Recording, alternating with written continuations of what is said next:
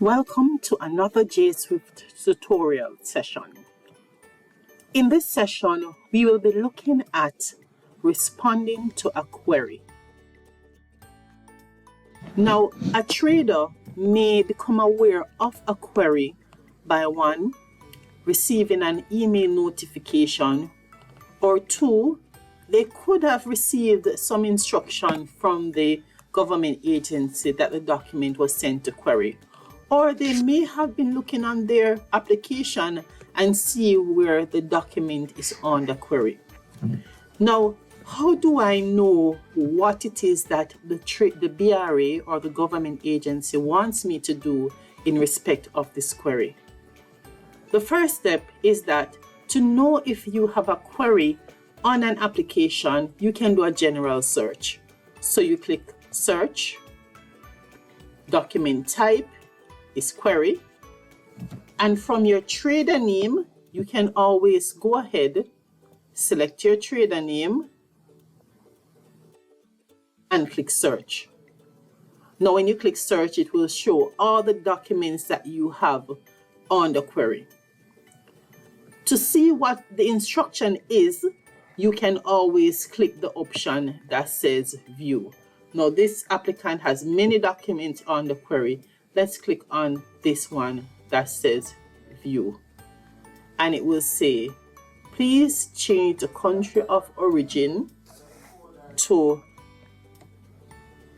and it says that. Now the trader is now able to use this instruction to make changes on their application. Now this query message, which is query 86, view query 86, which is application 142. Let's view, please upload, right? And you see that there is a difference with this application. There is an auto response. It means that this query was already responded to. Let's look back on the query message.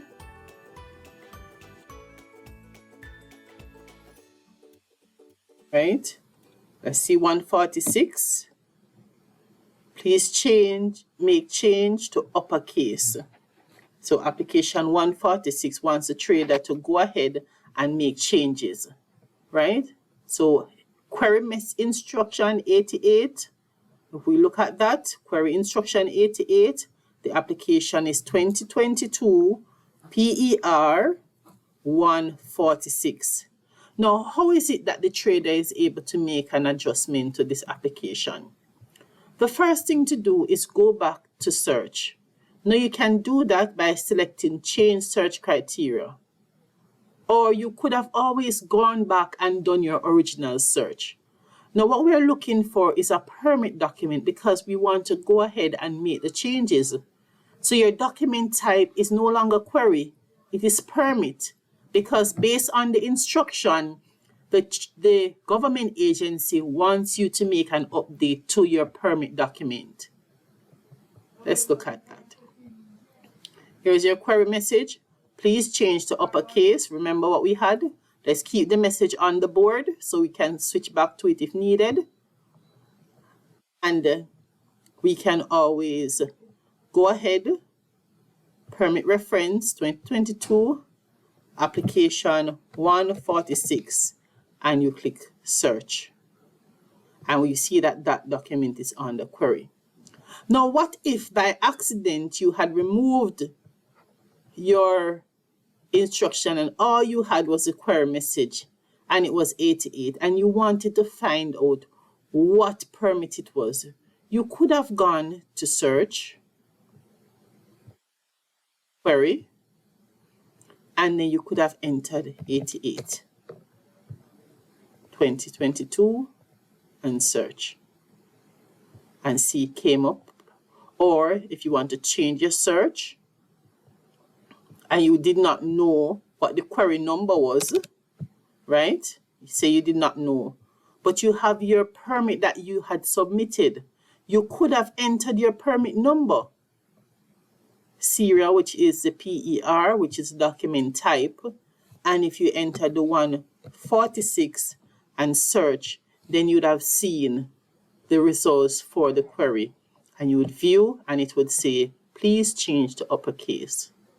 Now let's go back to our search and find this document. Let's change search criteria. We're looking for our permit.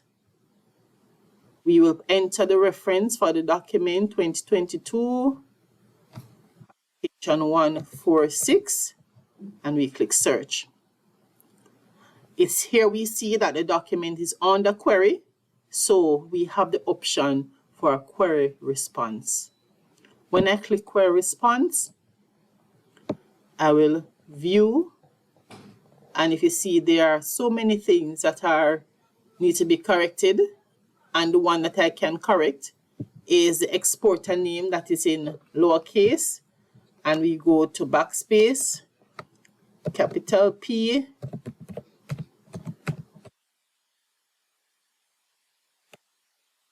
so it was incorrect as well,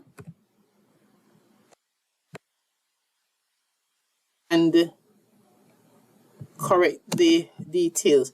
Now it is very important that the correct sentence case is used, because when the permit document is generated, it will be generated with the exact address and details that was entered. So it needs to be done properly.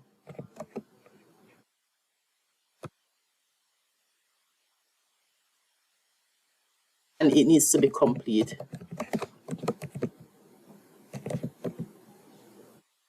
Okay, so we delete the rest. Now, those were the changes. Once we make the changes, we navigate to the last page, and then we click the option that says validate. Now, please note that the updates are not finalized on the document unless you click validate. You will get a validate successfully notification box. Click OK, and there you go.